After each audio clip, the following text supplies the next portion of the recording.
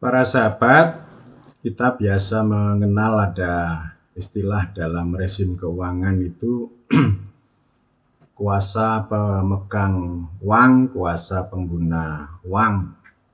Itu sudah lazim ya. Tetapi ini ada versi tentang kuasa uang yang sering disampaikan para ilmuwan politik termasuk Burhanuddin Muhtadi ya. Dia pernah menulis buku berjudul Kuasa Uang. Itu para ilmuwan politik itu menggunakan teori oligarki maupun ada juga teori klientelisme ya, dan ini dilekatkan pada studi tentang elektoral, tentang pemilihan. Artinya yang kuasa uang ini siapapun yang punya uang banyak mereka bisa meraih kekuasaan. Intinya pakai politik uang lah. Jadi artinya kuasa uang ini 11-12 dengan politik uang. Jadi artinya politik uang, kuasa uang ini uang yang digunakan untuk voter buying ya, membeli suara. Jadi nanti hitung bidding ya, misalnya satu suara berapa gitu. Ya memang itu ada realitas seperti itu ya, dan ini bagian dari apa yang sudah saya sampaikan sebelumnya, ini politik gerbong. Jadi uang itu memang digunakan untuk merawat gerbong tadi. Dan gerbong itu terjadi karena ya politik kewarganegaraan kita ini masih jauh ya dari harapan. Sehingga uang itu menjadi segala-galanya. Kalau mau berkuasa ya pakai uang. Meskipun ada juga para pihak yang lain yang paling banter uang digunakan untuk open house, untuk biaya sewajarnya, secukupnya. Bukan dalam pengertian kuasa uang atau politik uang yang dimaknai oleh para ilmuwan politik. Saya tidak mengamini, tidak mendukung sepenuhnya apa yang disampaikan teori-teori oligarki atau teori klientelisme ini. Tetapi saya justru melihat uang dari sudut postkolonialisme, poststrukturalisme, lebih khusus dari sisi governmentality dari Michel Foucault. Ini sama-sama kita mengatakan sebagai kuasa uang. Uang sebagai kekuasaan. Yang kalau kekuasaan berarti dia diberhalakan. Atau kalau meminjam Profesor Renal Kasali, uang ini menjadi tuan yang buruk. Bukan sebagai pelayan yang excellent, tetapi sebagai tuan yang buruk. Sebagai berhala itu ya dikejar, dan uang ini berkuasa pada siapapun. Bukan dalam rangka untuk membeli suara, tetapi untuk mengendalikan, untuk membuat disiplin, untuk membuat subordinasi, supaya semua orang itu tunduk pada uang. Bahkan termasuk ini ya, prinsip dasarnya ada kuasa pemegang uang, kuasa pengguna uang. Ini bukan pejabat politik itu yang punya kuasa untuk menentukan uang ya, tentu melalui proses pembagian kekuasaan dengan yang lain, terutama dengan parlemen, dibahas secara bersama-sama, kemudian diputuskan untuk kepentingan orang banyak. Nah ini kan prinsip kuasa pemegang uang atau kuasa pengguna uang. Jadi uang itu dikelola secara demokratis yang berasal dari rakyat untuk sebesar-besarnya kemakmuran rakyat. Tetapi dengan kuasa uang itu beda. Jadi itu pejabat politik itu harus tunduk pada uang. Teknokrasi jauh lebih menonjol daripada politik. Nanti teknokrasi itu menumpangi aturan hukum, membentuk rezim keuangan mulai dari proses penganggaran, distribusi, penata usahaan, alokasi, pemeriksaan, pengawasan, pemeriksaan, pelaporan dan sebagainya. Jadi ini rezim keuangan ya, prosedurnya luar biasa. Termasuk kita punya BPK, punya KPK, punya aparat penegak hukum dan sebagainya. Ini juga menjadi bagian dari rezim keuangan yang memberhalakan uang. Jadi artinya kuasa uang ini ya kemanapun uang pergi akan diikuti dengan teknokrasi, dengan aturan yang kemudian pemegang kuasa anggaran ini akan tunduk pada rezim keuangan itu. Artinya esensi uang dari rakyat untuk sebesar-besarnya kemakmuran rakyat ini itu nomor sekian. Yang penting uang itu taat pada prosedur. Kita punya sistem audit. Mengaudit untuk memastikan bahwa uang ini harus selamat, wajar tanpa pengecualian. Jadi artinya ya kalau orang dapat WTP itu kebanggaan, artinya ya taat prosedur dan menjadi indikasi dasar bahwa mereka tidak korup. Meskipun itu banyak kasus bahwa WTP ini juga bisa diperjualbelikan karena memang yang namanya aturan itu juga bisa menjadi kekuasaan. Jadi ini antara uang dan aturan ini bergandengan tangan.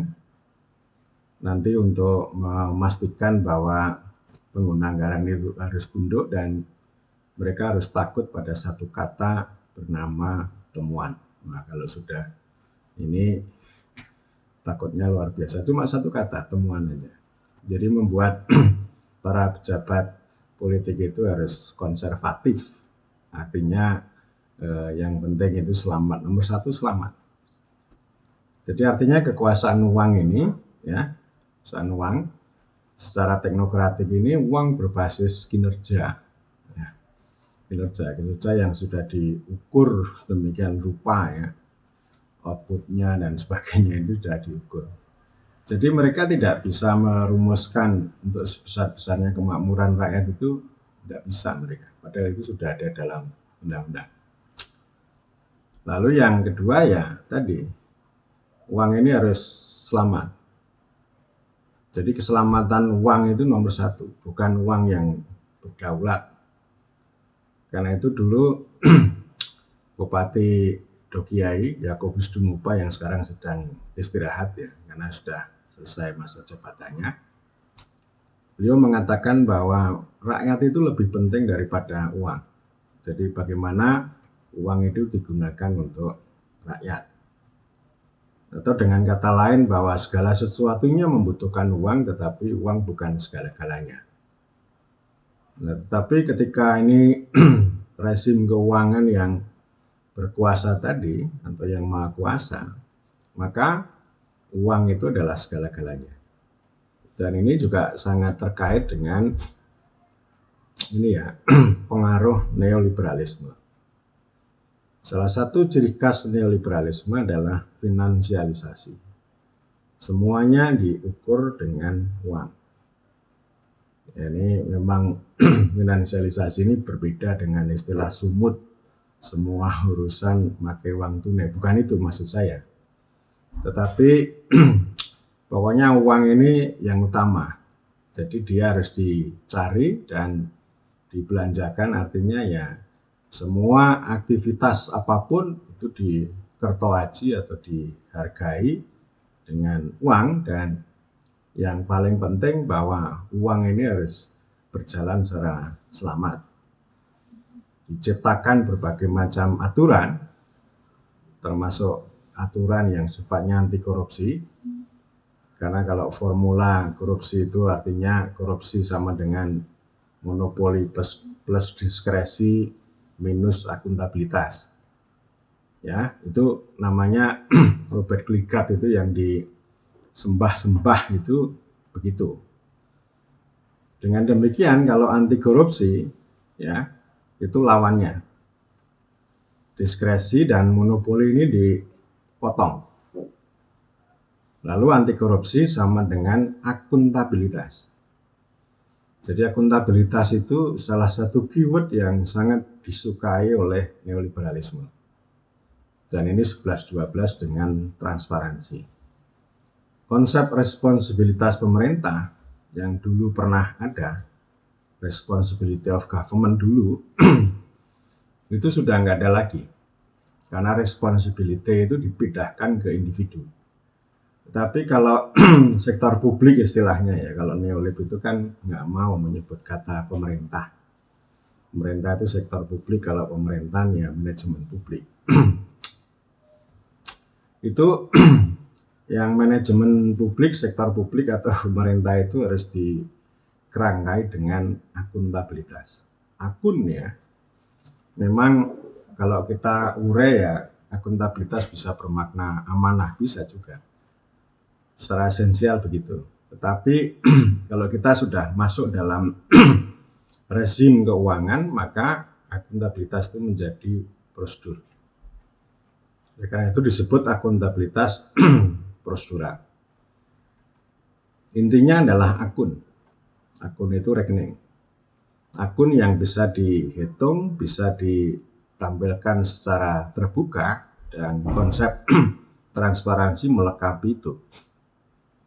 Jadi yang sektor publik itu harus bisa dipublikkan terus-menerus, harus terbuka. Dan artinya publik itu artinya non-privat.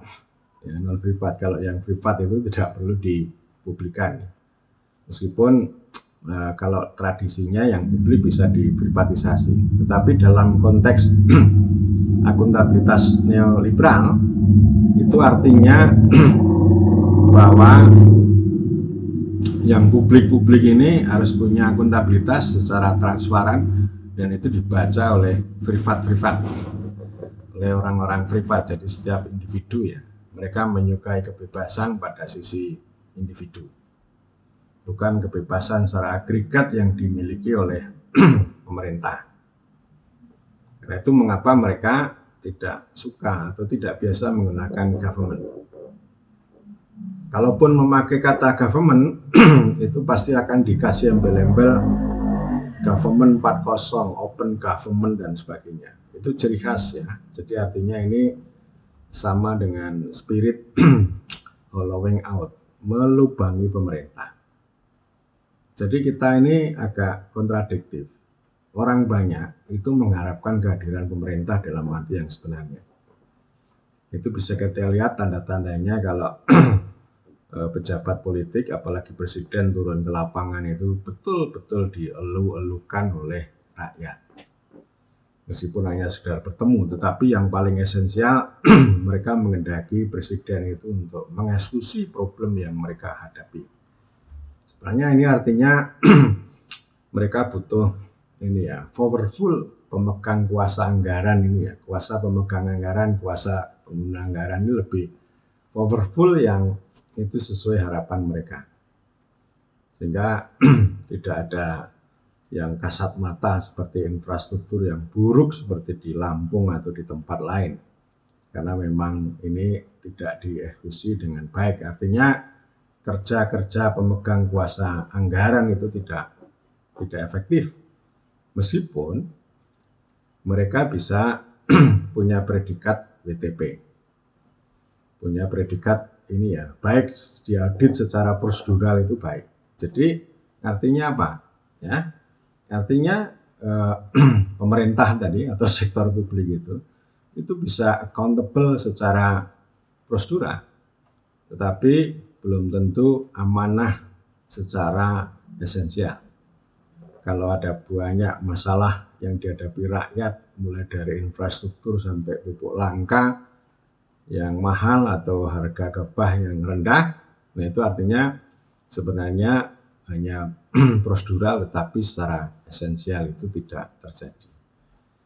Nah itulah ya, saya selalu menyampaikan kritik bahwa dilihat dari sudut governmentality, uang itu adalah kekuasaan yang semata-mata ya hanya untuk melayani uang itu. Terutama membuat uang itu selamat. Jadi bukan untuk membuat pemerintah yang powerful dan rakyat yang berdaulat, tapi semata-mata WTP dan terbebas dari temuan.